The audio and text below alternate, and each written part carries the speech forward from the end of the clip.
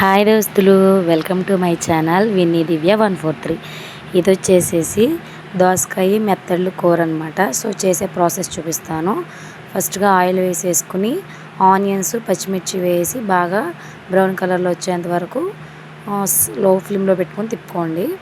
తర్వాత కొంచెం అల్లం వెల్లుల్లి పేస్ట్ ఉంటుంది కదా, దాన్ని కూడా ఒక స్పూన్ వేసి పచ్చివాసన పోయేంత వరకు దాన్ని కూడా తిప్పండి అన్నమాట.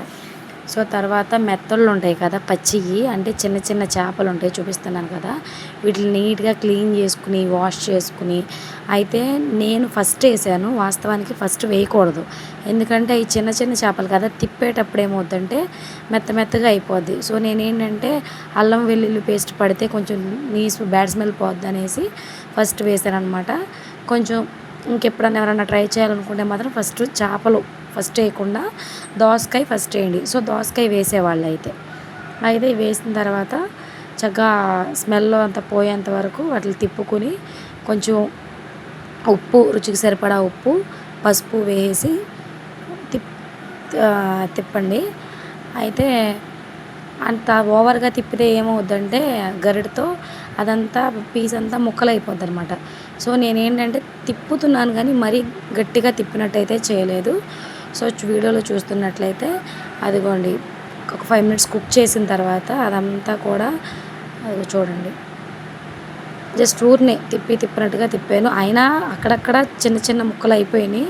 సో మీరు ఎప్పుడు అలా చేయమాకండి. నేను చేసిన మిస్టేక్ అయితే ఫస్ట్ ఏదైనా దేనిలో కలిపి వేయాలనుకున్నప్పుడు దోసకాయ అయితే దోసకాయ, ఆనియన్స్ అయితే ఆనియన్స్, లేదా ఒట్టి అయితే ఒట్టి. సో నేనైతే దోసకాయ వేస్తున్నాను అనమాట. ఆ దోసకాయ వేసినప్పుడు ఫస్ట్ అది వేసి అవి దోసకాయ మగ్గిన తర్వాత వేయాలి.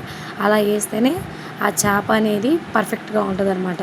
సో ఇవన్నీ వేసేసిన తర్వాత జస్ట్ అటు ఇటు మొత్తం మసాలా అంతా మిక్స్ అయ్యేటట్టు కలుపుకొని అది ఒక 5 to 10 minutes కుక్ అయ్యేటట్టు ఉంటే దోసకాయలో వాటర్ ఉంటాయి కదా, ఆ వాటర్ అంతా కూడా ఇంకిపోద్ది అనమాట.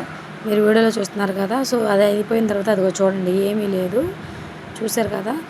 మీకు రుచి కారం అంటే కొందరు ఘాటు తింటారు, ఘాటు తినే వాళ్ళు పచ్చిమిరకాయలు వేసుకుంటారు, కొందరు కారం ఎక్కువ వేసుకుంటారు.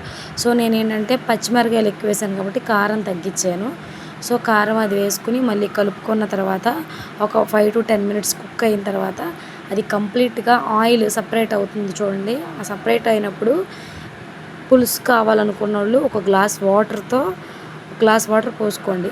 పోసుకుంటే ఏంటంటే అటు ఉల్లిపాయ కసకసలాడకుండా ఉంటుంది. ఇంకోటి ఏంటంటే చేప కూడా చక్కగా మెత్తగా అయిపోద్ది. ఆల్రెడీ ఫస్ట్ కుక్ అయినప్పుడే మెత్తగా వెళ్ళిపోద్ది. సో గ్రేవీ కావాలనుకున్నప్పుడు ఒక గ్లాస్ వాటర్ పోసుకుంటే సరిపోద్ది అనమాట. సో చూస్తున్నారు కదా, ఒక 10 minutes కుక్ అయిపోతే కంప్లీట్గా 10 minutes. ఎందుకంటే నేను ప్రతిదీ సిమ్లో పెట్టి లో ఫ్లేమ్లో పెట్టి చేస్తాను కాబట్టి ఇట్లా అయిపోయిందనమాట. లాస్ట్కి వచ్చేసి ఫైనల్లీ ఎలా ఉందో చూపిస్తాను చూడండి. సో ఇదిగోండి, దోసకాయ మెత్తలు కర్రీ రెడీ అయిందనమాట. లాస్ట్కి కొంచెం కొత్తిమీర వేసుకుని గార్నిష్ చేసుకుంటే కూర మాత్రం చాలా అంటే చాలా టేస్ట్గా ఉంటుంది. ఎప్పుడు ట్రై చేయని వాళ్ళు కూడా ఒకసారి ట్రై చేసి చూడండి. మీకు కర్రీ ఎలా ఉందో కామెంట్ సెక్షన్లో కామెంట్ చేసి నాకు చెప్పండి అనమాట. నా ఛానల్ ఎవరైతే కొత్తగా చూస్తున్నారో లైక్ చేయండి, షేర్ చేయండి, కామెంట్ చేయండి అండ్ సబ్స్క్రైబ్ చేయండి. మన ఛానల్ నేమ్ వచ్చి Vinny Divya 143. Please subscribe my channel. Thank you for watching. Bye friends.